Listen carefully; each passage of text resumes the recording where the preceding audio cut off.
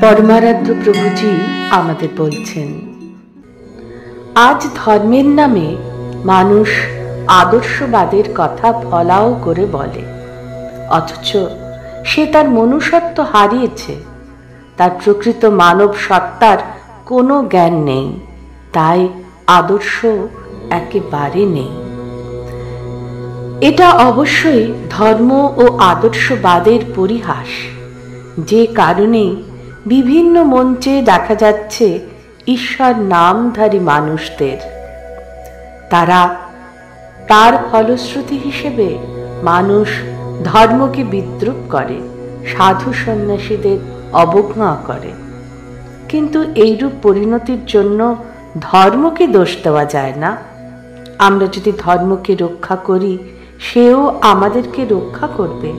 ধর্ম আমাদেরকে অবিদ্যা, অধর্ম ও কলুষতা থেকে বাঁচাবে। যারা পবিত্র হৃদয় তারা ধন্য, কেননা তারাই ঈশ্বরকে জানতে পারবে। সাধনার পথে ও ঈশ্বর লাভের পথে পবিত্রহীনতা প্রবল বাধা। ধর্মের নামে এই যে পরিহাস, এ কি চলবে অনন্তকাল ধরে? না, তা হতে পারে না কোনো মতেই। কেননা সত্য তো বিধৃত রয়েছে বিশ্বব্রহ্মাণ্ডের মহাজাগতিক অনুশাসনে। সামাজিক ও ব্যক্তি নিয়মের উপর ধর্ম নৈতিক অনুশাসনের ভূমিকা পালন করে।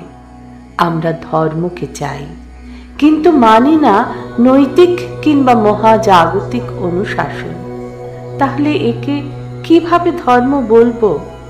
এই ধর্ম কি পারবে সমাজ, রাষ্ট্র তথা সমগ্র মানবের কল্যাণ করতে? কোনো দিনও পারবে না। এটি প্রকৃতপক্ষে বর্তমান যুগের সংকট। একে আমরা বলবো ধর্ম সংকট। পরমারাধ্য প্রভুজিকে আমার অনন্ত প্রণাম।